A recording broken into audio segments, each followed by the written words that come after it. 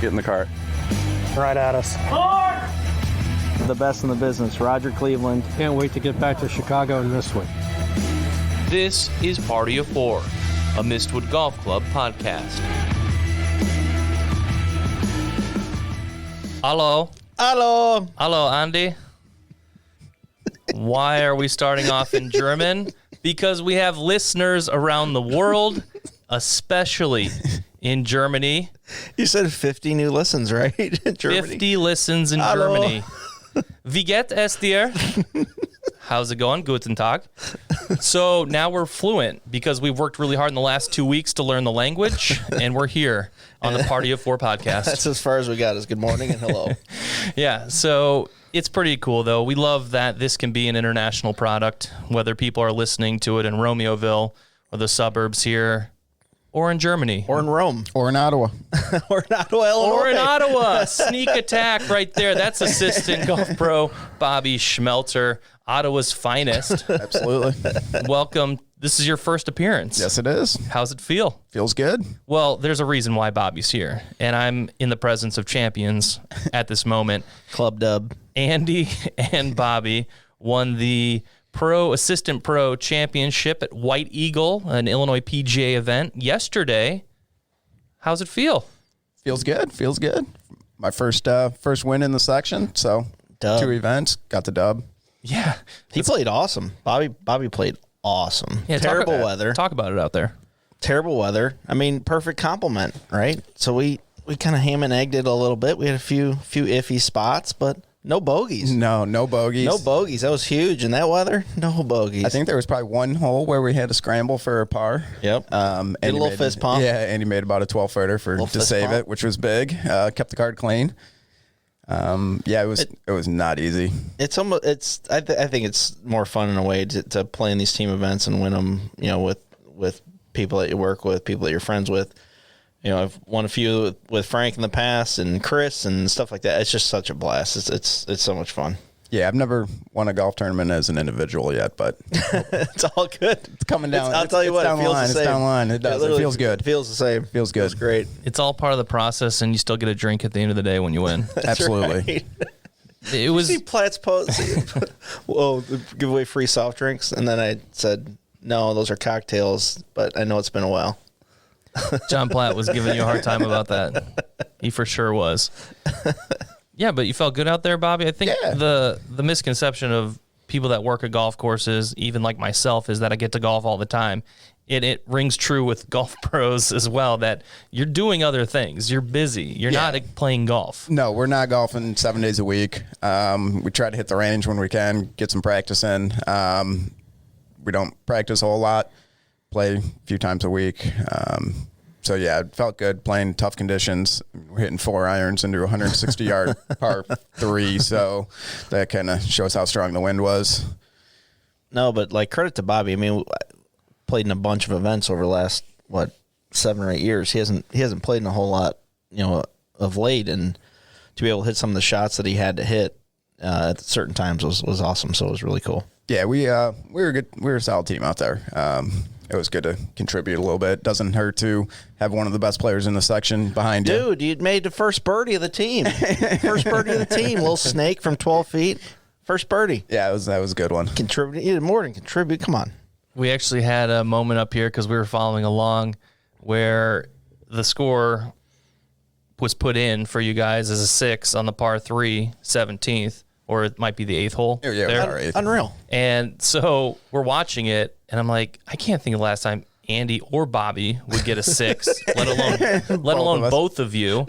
And so Big Frank comes up and he goes, Andy and Bobby won. And I go,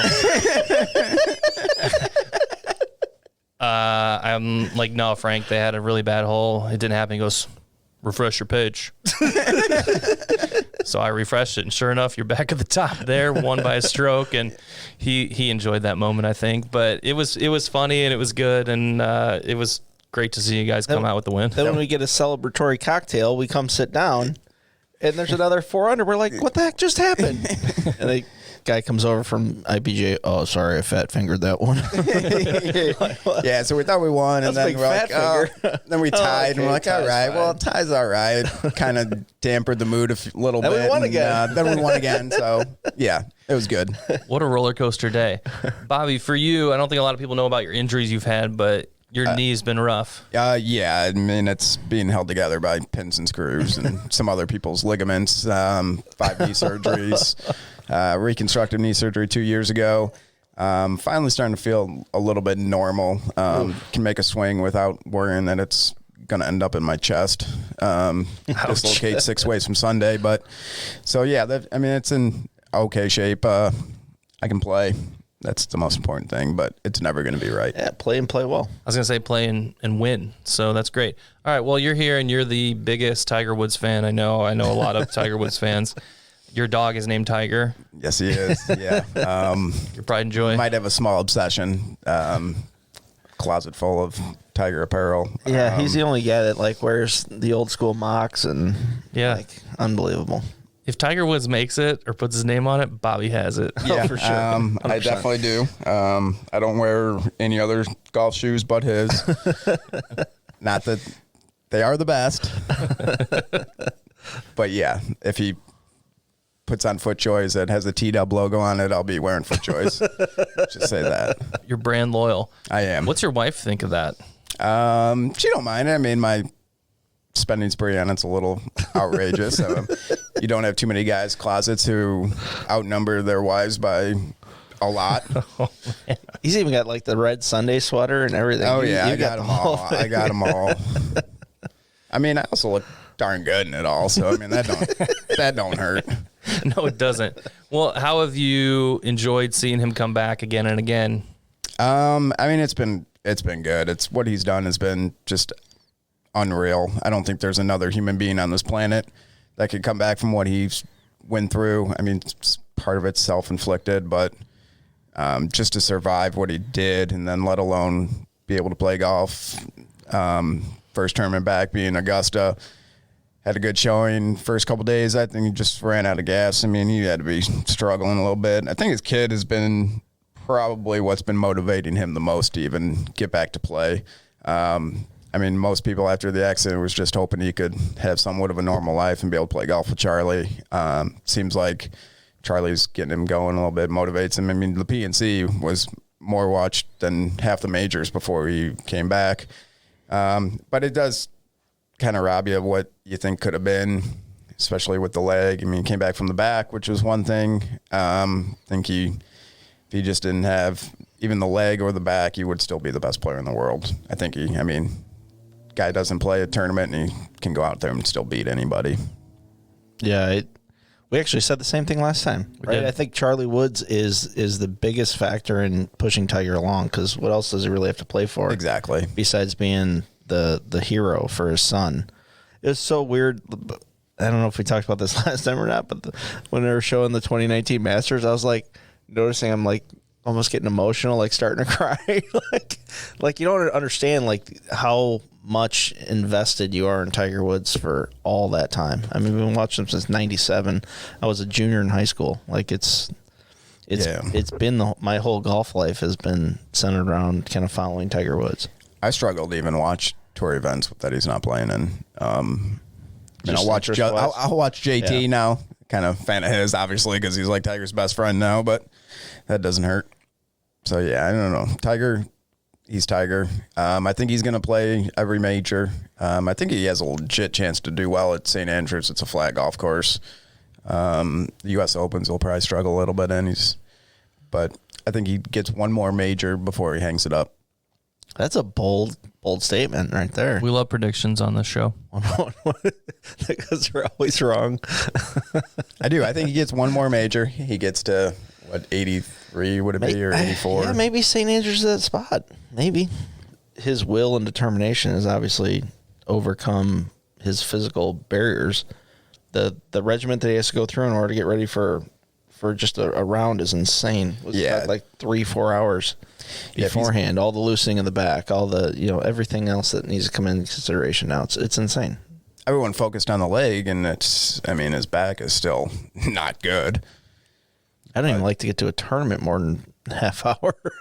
Just the guy that walks up to the first tee. Balls, let's go. I mean, he's got a 7 a.m. tee time. He's up at 2:30, 3 a.m. to try and get ready. I remember him saying that about the Masters. He was like exhausted because remember they teed off early that 2019, and he said he's more exhausted because he was getting up at 3 and 4 a.m. to loosen up. Yeah, when they moved the tee times up, I mean, it was good that he got put into the final group because of it, but he had to get up much earlier than he probably would have liked. Yeah, and that's got to be really hard too because they have dinners and other obligations the night before at these tournaments and stuff like that as well. So he's probably one of the most disciplined athletes out there, though.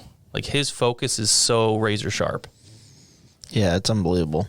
I can barely define what the zone is. I mean, I could think of a couple times maybe in my life that I've been in the zone, and that guy can just lock in.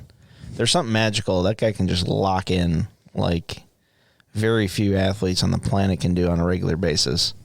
I mean, it's unbelievable, but they don't have all of the other physical limitations that he's both happening and self-inflicted, yes, but to have those and be able to perform the way he does is absolutely insane. Yeah, I think he hates losing more than he likes winning. That's fair. Yeah. And in golf, there's a lot of losing.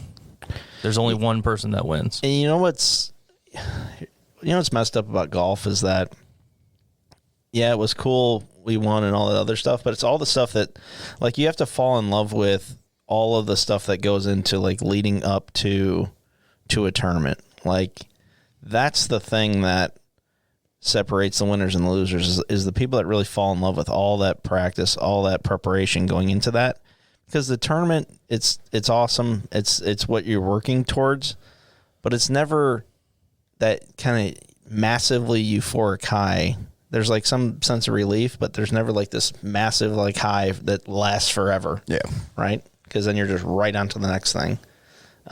It's almost like the news cycle. It's like it comes up for a day, it's a big deal, and then the next day it's gone, and you're preparing for something else.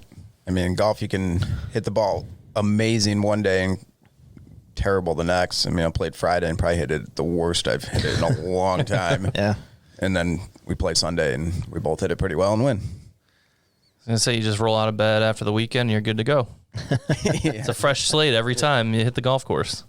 Yeah, so it's kind of cool. Golf is such a it's such a random game. You know, you can work so hard in a certain direction and stuff doesn't work out, and then there's times where, you know, as long as you have kind of a good focus or good self-belief, regardless of practice, it tends to work out pretty well. Yeah, I think especially during our event, our focus throughout the entire tournament was pretty good. With how tough the conditions were, you could easily have taken holes off, folded it in. But each hole we were both in it and, yeah, played well. All right, let's move over to Phil Mickelson. He registered to play in next month's PGA Championship and U.S. Open in June, and his agents request a release from the PGA Tour to play in the first event of the Saudi Arabian-financed LIV Golf Invitational Series in London in June. First reactions? Just to associate closer to our German friends, Mickelson's is Dutch. I know that from my own name. Okay. Dutch background. Just want to throw that in there. Just always tying it together. Yep. Just more European friends. So are you surprised by this move? Phil's been quiet, obviously, under the controversy lately. No, I mean, it was kind of in the works from the start. I think this tour has decent intentions, but just really, really losing the PR battle. Ultimately, you know, PGA Tour players, or shouldn't even call them PGA Tour players, just professionals in general, right? Are independent contractors, and they should be able to be free to go play, you know, wherever they want to play. I think it's gotten out of hand to the point where PGA Tour is talking about banning guys that play an excessive number of these live events. You have to go get the blessing or kiss the ring of Jay Monahan in order to go play in these events. It's a little bit ridiculous, right? I think that there should be an allegiance to the PGA Tour because obviously that's been the bread that's been buttered for how many years, but still, it's okay that there's another tour coming along. It's not going to dilute the pot of the PGA Tour. No, I don't think so either. I mean, all the top players are pretty much committed to the PGA Tour.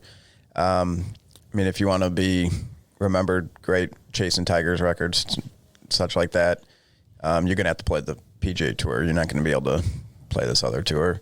I am curious to see what happens with people's sponsors if they do decide to play in multiple of those live events. And I'm also curious to see how they can keep these purses at $50 million an event. Yeah, for more than a year. I don't know. I would hope that but they won't. I would hope that the sponsors can kind of separate those two things. I mean, that the quality of the person isn't judged by what tournament they decided to tee it up in my opinion. I don't know what the intentions of this tour are. I think ultimately Greg Norman's been asking for this for 30 plus years. Other players, Nick Price, have wanted a more world stage. Thus, the creation of the President's Cup. The President's Cup was purely created by Norman's want to have an international competition because they've been left out for all these years playing the Ryder Cup. So when you look at it, Norman's had his fingerprints on these things for a long, long, long time, and it's fair that there'd be another tour that wants to encourage more play around the world. Now, the European Tour's been paying players forever. They've been paying Tiger Woods to come appear over in Dubai for $5 million, and the first place is $300,000. I mean, it's been happening forever. It's just not getting very good PR right now, but we'll see. I mean, Elon Musk bought Twitter, so who knows? Could change the whole landscape. We might hear about all kinds of stuff. Well, so far, SI was reporting that... What if it was sponsored by Twitter, the tour? It could be. Anything can happen. But no, SI was reporting that there were 15 of the top 100 golfers in the world that have committed to it. So there could be a lot of big names in there. What did you just say again? 15 of the top 100 golfers in the world have committed, but due to confidentiality, it's not released, but Phil's agent obviously released his information. It's going to be a nice European Tour event at this point. That feels going to be a lot of European Tour players. And you're going to get the Justin Roses, the guys that are in both spots. I don't see how Rory McIlroy stays out of these. He's very against it. Which is crazy. Verbally. He's got a home in Dubai. He lives there he lives there all winter. Like that's where he lives in Dubai in the winter? Yeah. I didn't know that. And he got the invite one time and couldn't go. Yeah, said no. It's peace. Yeah, nice. No, I mean there's a lot of guys that have ties to the Middle East. That's actually where they vacation, and that's where their homes are at. So I think it'd be a nice European Tour event. We'll see what comes of it. Yeah, I think you'll get some of the bottom players in the top 100 that, playing PGA Tour events, finish, barely make the cut, don't make a whole ton, and then can play in a few of these events where the prize pool is going to be, $50 million an event. So, I mean, that's pretty much life-changing money there for anybody. Most of them will be $25 million. The last one at Trump Doral will be $50 million. That's a team event. That's still huge. That's massive. The winning team splitting $16 million, and then the last place team $1 million. So there's money. What's an average PGA Tour event? Yeah, I mean, right now it's between $1 and $2 million. Well, then the majors will be winning them. Yeah, total purse would for most events are inside of $6 to $7 million. So that's the number I put it at. These are 10 times that. Yeah, these are massive. And I think a lot of guys are just sitting on the sidelines right now, waiting to see what happens in these. But I don't know if it's one of those things. If it gets past year one without a whole ton of scrutiny, I think it lasts for a while. Well, in top 100, we get down to number 100, friend of the show, Adam Hadwin. I mean, just Medina a couple of years ago. Friend of the show. We don't know for top 100 in there, but we'll see. It's going to play out somehow. And we've talked about it before, the fact that golf is such an individual. How is Hadwin a friend of the show? Did you wave at him? It was the Callaway truck. We talked to him. Oh, yeah. When he came through with his bag, he was getting his clubs adjusted. Yep. It was really cool. It was probably 5 minutes. It was really fun. Yeah. It was really fast. I didn't want to hold him up too long because I knew he had to practice. Friend of the show. For the BMW. Yep. Yeah, he had to get out to the range. Yep. Yeah, super busy guy. We ripped off the grips of Phil Mickelson's clubs. Is that friend of the show as well? I don't know. Do we want? I don't know. That could be bad. That could be bad PR. I would still take it. We don't know. Take it. No, we did see his brother though. We saw Phil's brother. We saw Tim. Yeah. So that was fun. But anyways, we don't want to brag too much, Bobby. It's just kind of a big deal. Let's go to Bobby. Do you have any early predictions for the U.S. Open or the PGA Championship? Start with the PGA Championship. PGA. I was going to knock them both because I don't want to do. I'm not going to do mine yet because I have to do some more research. We have a whole show pretty much dedicated to that do process. mine right now. Straight chalk. All right, you guys can do it because you're the golf pros. I'm the researcher. What are you going? For the PGA, JT, Boring. Scheffler, Boring. He doesn't know our strategy. and He's going straight chalk. Just say John DJ. Rahm. Just say John DJ. Rahm, and then you have them all covered. He goes DJ. Yeah. Okay, I'm going straight chalk too. John Rahm. Give me a hard time about Scheffler. And John Rahm, Scheffler. Okay, I like JT. Jeez. I think JT I'm is due. disappointed. JT's super due. He's so due. Yeah. He's one of the best players, but he just does not. Man, he's just so disappointing though. Just doesn't show up, or he gets off to bad starts, or whatever it is. But in the golf swing, you just feel like he's got to win here soon. Could you believe Schauffele hadn't won in 1,400 and something days? That was crazy. And then he had he had the limp. team event. Yeah, he won the gold he medal. won, but 1,400. I mean, that's crazy. I mean, the guy that talented, it's unbelievable. Because he's always right there whenever we make predictions. Whenever anyone makes It's predictions, very close. It's top very two, close. top I could see three, Cantley top four. picking up a major here too. That's Pretty- I was gonna say I expect him to win one of those. Going with Patrick Cantley. He's just boring. Yeah, I mean, he's So definitely boring. boring. You think Rory will win, or is he just like a No, really I good, don't. not in contention golfer? And then I think when it doesn't matter, Last like day at at the Augusta, Masters. yeah, Yeah. you shoot 63, but it didn't matter. And then when he got close, and he could have finished even better, he pars 15 or whatever, doesn't birdie 16, coming in, and yeah, If I had to pick Rory for anything this year, I think he wins St. Andrews. I don't. I think the pressure gets to him again. it's a fair assessment. He just can't putt either. I mean, he's such a bad putter. I'm looking for my guy Colin Morikawa again to show up. He's gonna play well. Yeah, I mean, I know the courses, it depends and stuff like that, but he's just so consistent across the board. Yeah, that's an easy pick. Okay, when we get closer. When we get closer, Says the guy that said Scheffler, JT, and Rahm. when we get closer, we're gonna kind of break it down a little bit more. But those are some early picks there. St. Andrews is teed up, going out with a bang. Man, you can't convince Bobby otherwise that Tiger's not going to win. You cannot. If it's not this year, it's going to be next year. I'm a little upset. I don't see any Tiger Woods stuff on right now. Oakland Hills still. Oakland Hills is still the venue for U.S. I Open. got the pants on right now, buddy.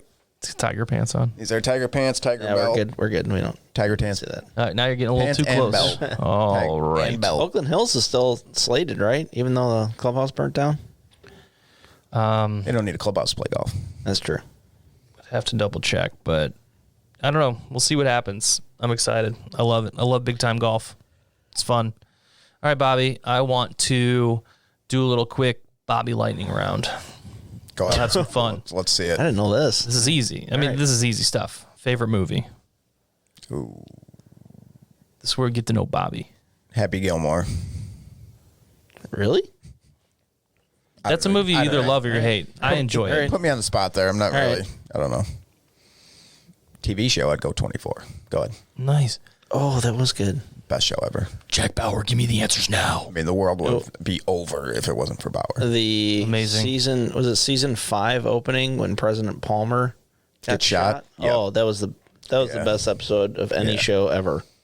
Dude. Like first 10 minutes just blows you away. Just a great show. My And I wife love always gives me a hard time. She's like, "You've already seen every one of these seasons at least 3 times. Why are you watching it again?" I bet some of that stuff happens behind the scenes. Like I kind of want to know, like the dirty little secrets, like Yeah. right before I die, like how many things are thwarted by like the CIA and FBI. and the Secret Service Yeah. and all of them and who's really good, who's bad, and how's Jack Bauer find out about Yeah, it. it'd be like an almost got away with it edition CIA or something. I was disappointed when Palmer though didn't continue on. He was him and Bauer were the best. He knew how to get it done. Like just let Jack do whatever. Torture the guy. Go ahead. They carried the show. He had just a direct line to the president every single episode. Anytime you want to talk to him. Just texting him. Give me the president. Yeah. Always been out of service for 6 years. There's a nuke that might be in. Like, call Jack Bauer. Yeah, he's like, I want to be done. And he's Season like, all right, bad day. We got to go. Tried to do Designated Survivor, just couldn't get into it. Like I 24. watched it, but yeah, he was like a totally different guy. I'm like, this is not Jack Bauer. He's too much of a wimp. Yeah. It's like the wouldn't have- assistant agriculture secretary or something like that. I don't know, whatever. All right, Bobby, I know your answer to this one. I believe, I don't know if you'll go this direction, but favorite food.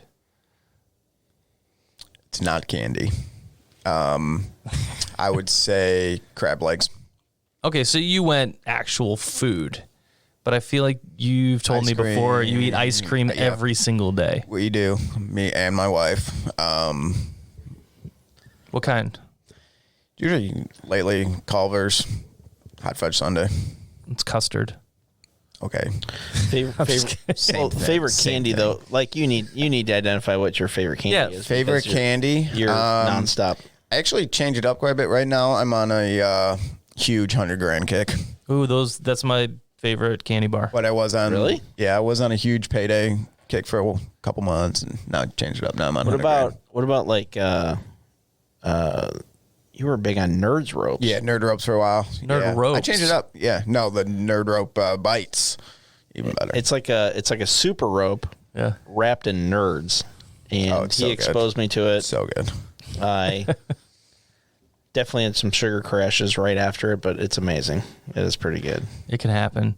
No, the thing about 100 grand that I love is I've always loved Crunch Bars. I think I just love the Rice Krispie element to chocolate. So good. Don't you? Do you ever at a Take 5?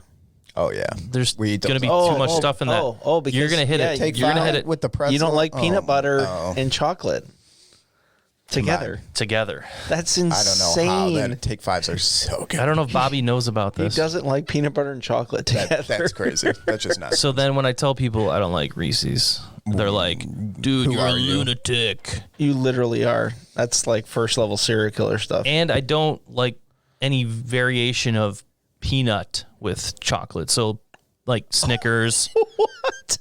Butterfinger, all of just those naming are like just a everything no. that is so good. Everyone's like Baby Ruth's. Like I don't like almonds too. I don't eat almonds as is. That's not my nut of choice. I like cashews. So, but I wouldn't eat cashews with chocolate either. What? Another controversial one is Dark chocolate almonds are like No. the greatest thing on You say planet dark Earth. chocolate? Ooh, Yes, no. dark chocolate almonds are the I greatest don't. thing I don't on do the planet dark Earth. you chocolate. crossed the line with Bobby there. So this is one that growing up people would either love or hate: chocolate covered raisins. Not my style. Chocolate covered peanuts. On the other hand, can't do it. We can do that. Not raisins. It was like the Boy Scouts or something growing up. Like we had those back when I was a Boy Scout, You liked them? and you sold like the whole tin of them, and it was amazing. Oh, world's finest stuff. Yeah, I mean, it was chocolate covered raisins, Raisinets. I like those. yeah, they're okay. You know what? You know what's complete psychopath level is the people that put the Raisinets in the popcorn and eat it together. Oh, that's kind of weird. You've never seen this? No, Oh, that's a thing at movie theaters. They dump their whole thing of Raisinets in the popcorn. You ever do the candy corn and peanuts? Candy corn alone is so gross, but candy corn with peanuts, it's actually pretty good. like candy corn, like kettle corn type. Like the sweet- candy corn, like those Halloween little- candy corn. Those, Oh, the candy corns. Oh, we're talking Halloween candy corns. Yeah. People are talk about crazy about those and hating them. Those. I don't mind them. It's just straight sugar. I wouldn't eat it, just candy corn. But you're saying, my what do they put wife- it with? My wife makes it just Handful of peanuts. Handful of peanuts with candy corn. It's I would never extremely do good. that. No, you gotta try it. I'd never do that. Gotta try it. We'll talk tomorrow. Make sure you try it. This is going to be something I shouldn't admit. this is the slowest lightning round ever. I shouldn't admit this to anyone or German friends. It's a little controversial. Growing up, would do goldfish as cereal Gross. because it's like they're swimming. So then you eat them. my It's like you're gosh. drinking milk and you're eating cereal at the same time. Oh my gosh. Don't knock it till you try it. Did it with Cheez-Its too. It was delicious. With milk. What is the matter with you? Chef Dan. I told Chef Dan this. I told Chef Dan. But not a Reese's. Yeah. Told Chef Dan this, Executive Chef Dan Casey. I was like, man, There's so many air pockets in it. It's got to get mush like in no, a second. you need to eat it before things get mushy. Cheez-Its in a bowl of milk. It's the worst, craziest idea, but it's delicious. We all have this super weird thing. Chef tried it, and he's like, it's not the worst. My best friend, Billy, he tried it. Not bad. So I'm going to bring it. We're going to do it. So there's a new goldfish, only because my kids are obsessed with goldfish. There's a new goldfish s'mores, which is gold. It's like golden grams and like it's good. Now we're I can talking. see that in milk.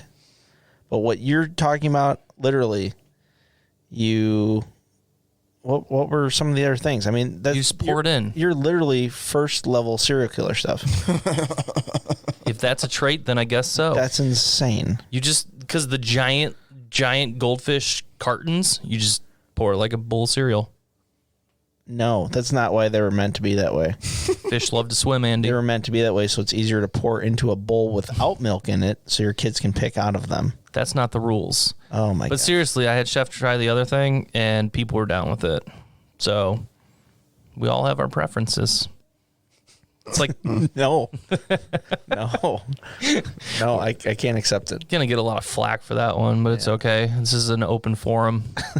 No censorship here. We're gonna be like Twitter. It's gonna be great. People in Germany might already do that. What if it's like a delicacy in Germany? It could be. We're opening doors and hearts and minds. We'll It's give wonderful. Schnitzel reviews next time. All right, Bobby. Last question of the Bobby Lightning Round. Favorite golf course you've played, not Mistwood, which would clearly be your number one choice. Pioneers number 2.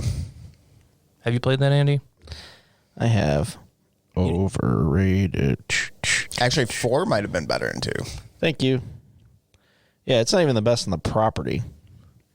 That's always my hot take. Everyone loses their minds whenever I say it. 2 most overrated golf courses I've ever played, Pinehurst number 2, and you ready for this one? I don't think. Harbor Town. Oh, Awful golf course. wow. Awful. He's not even just laying Awful. it easy. Awful. Wow. I think And I've played it a lot, and it's not good. played it a lot. Pinehurst number 4 good. was more scenery, more to it than 2. Pinehurst number 2 would be 4th on my list in the Pinehurst area.